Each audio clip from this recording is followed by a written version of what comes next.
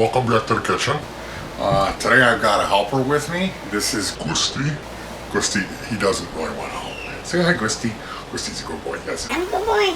He's not really a lap cat, but we got him when he was a year and a half old, so it took him a little while to adjust. But we love Gusty very much. He's my little buddy. He's my helper and he's a hacker. He loves to find little bits of wire on the floor and battle them. And I caught him chewing on a little tiny piece of solder once, which was not cool. But he really loves my wife. She feeds him. I give him his treats. My daughter Deet is his best buddy. They're sleeping buddies and growling buddies and fighting buddies. So I love you, Gusty. Yes, he's been in Fuzz Lab many times. There's a guy in the pedal community. He's a musician. He's kind of a veteran. He's a cool guy. His name is Pinchamy Photon. Well, Mr. Photon had shipped me. This is the circuit board from a Boss DS-1. That's their distortion one. Mr. Photon had informed me he had this thing. He's like, "Hey, do you want a DS-1? You know, it doesn't work." He said the chip is blown. So I'll show you a close-up picture. The chip is it's a JRC what is it? NJM 3404AL is what I bought to replace it. Now, this circuit board, there is 3, maybe even more different versions of this circuit board. I think they all pretty much sound very close. Obviously, the original, you know, Japan silver screw, the original models are sought after, and they bring in big bucks on eBay. Not exactly sure. I did a little bit of research because I did have to get a chip for this, and what I read online was this NJM 3404AL was the guy that had messed around with a bunch of chips. That was the one that he preferred. It's an 8-pin op amp chip. This is rather than using it uses an op amp. So the purpose of this video, besides me just getting on here and running my mouth, was to show folks who may be inexperienced how you go about replacing a chip, the process that I went through, and that it really isn't that difficult to replace an integrated circuit chip. In this case, it's an 8-pin chip, and it's an unusual chip. This is the replacement part, and you know, normally you think of an IC chip. It's a rectangular box, and it'll have, let's say, 4 pins on one side and 4 pins on the other. And this model, it doesn't. It's a longy. It's a single straight row in a line. I forget what they call that. AL. It's a line. I don't know. But you know, when you look it up, you'll see that there'll be a data sheet, and that has like all the information about the part. And so pin 1 would be, you know, like nothing. Pin 2 would be maybe the input. Pin 3 would be, you know, an output. Let's say pin 4 would be, let's say, the ground. Pin 8 would be the positive. So you know how to hook it up if you're gonna go ahead and hack. In this, you know, or make something yourself, design your own circuit, or go with a breadboard. In this case, this chip, I'm merely going to be unsoldering the 8 solder points that hold it into place, pulling the old one out, sticking the new one in, and then soldering it back into place. Now, for the desoldering method, the common one is something called desoldering braid, and this stuff is great. I like working with it. It's just that when you use it, the solder gets sucked into the braid, and then you cut that part that's used off and throw it away. To me, I mean, I know it sounds so unbelievably cheap, but I really do like to watch my budget. What I really do like to use is this desoldering vacuum pump, and what it does, it releases the spring tension and it pulls back the plunger, the diaphragm inside, creates a vacuum, and it sucks that solder inside this thing. One thing I did kind of forget to mention about the desoldering braid is a little bit of flux on there. If you use that flux, when the solder melts, it just gets sucked up on this braid like magic. One thing about this is that braid gets awfully hot. Yeah, replacing a chip. If you've got something out there and it's not working, you know, test it out. Use your multimeter. See, maybe it's, check the voltage on the chip. If you build an audio probe, I got a video for that, or even a little signal generator thing, the test tone generator. You can determine where the fault is, and if it turns out there's a bad chip, chips are inexpensive. Replacing a chip, it's not. It sounds like a complicated thing. There's really nothing to it. As long as you kind of take your time, be careful, don't cook anything. I got the flux on there. Now this is a 40 watt iron. I'm not really concerned about frying the chip, but I'm not gonna hang around here any longer than I really need to. Okay, I don't know if you can see that, but solder did come off of the first pin. Now I'm just going to heat it up, and I just bumped it forward a little bit. And try number 2. I'm going to preheat it, melt the solder a little bit. Okay, it's kind of melty. And I'm just, technique is not exactly outstanding technique here. That one, the solder removed, and I'm going to just bump that chip. The pin is sticking to the side of the hole, and it's going to be a little difficult to remove because it's still connected there. So here we go, number 3. Going to heat that sucker up,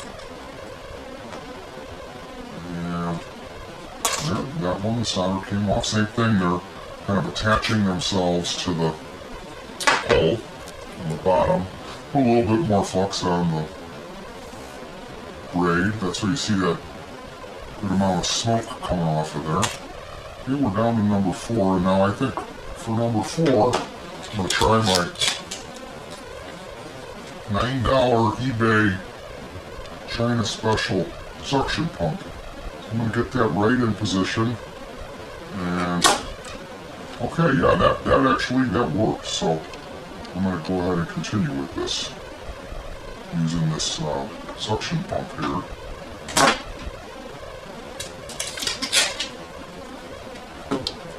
Two left. It's going to be a long video.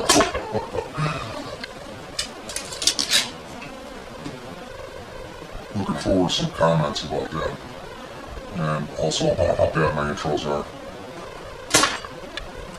Okay.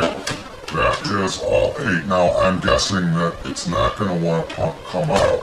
I can see that some of these, probably difficult for you to see, but I'm going to bend back. Some of these chips are some of these pins are a bit stucky. So maybe my camera person could zoom out at this point and get a shot of me removing this chip. The JRC, there's a stripe and it's on the left, so we'll remember that. Stripey is left. And there we go. So if you could give me a zoom, camera person.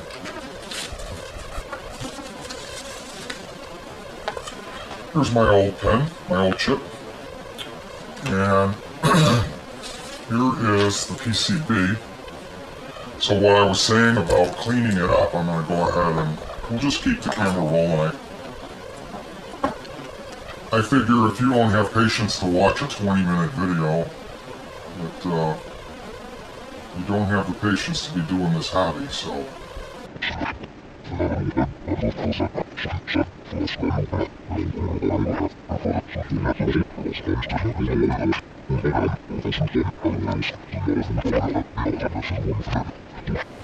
Okay, so the new chip is in. I think it was in, right?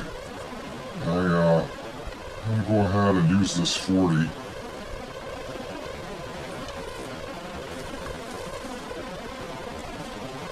One down, 2 down. And I'm kind of alternating. I'm going on one side, I'll do the right side, and then I'll go do the left side. Maybe that will reduce the chance that I'm going to heat up the chip, overheat it, and cook it. Now, if we could pull out on our camera, you remember that I always love to brag about using flux so much. And that, quite honestly, if you're doing any type of soldering and you don't use flux, I was like, what? No. He was like, well, you gotta get the stick, you know. So he was like, go get your shit, go get it.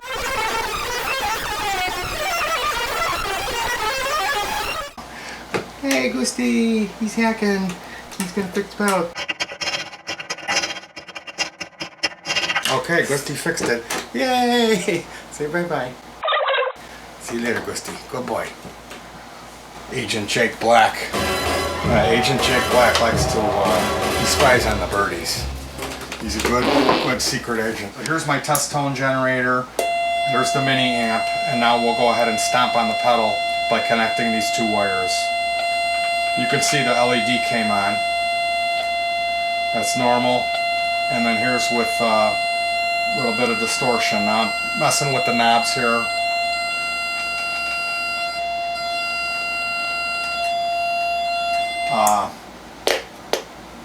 Yeah, replacing a chip, no problem. I got the chip, the replacement part. Was it from a place called iDev Open? And I found that they're pretty cheap. If I need a single part, it comes up free shipping. And you go in there and then they charge you $5-6 for the shipping for one chip. So it's not the best deal, but you know, where else was I gonna find one of these things? So thank you so much, Mr. Photon.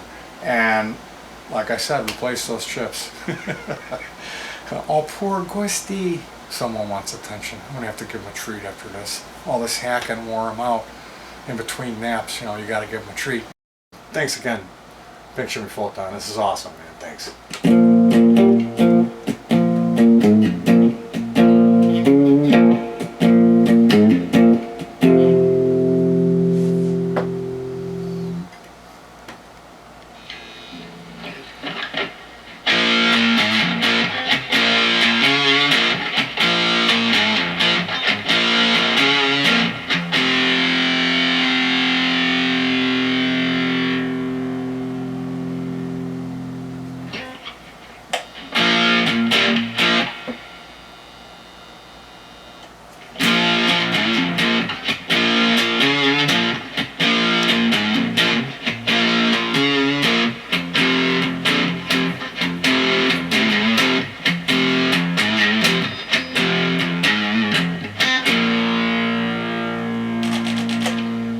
I appreciate any comments, likes, subscribes. I'm kind of trying to drum up more views and subscriptions like everybody else on YouTube. But thank you very much, and Keep on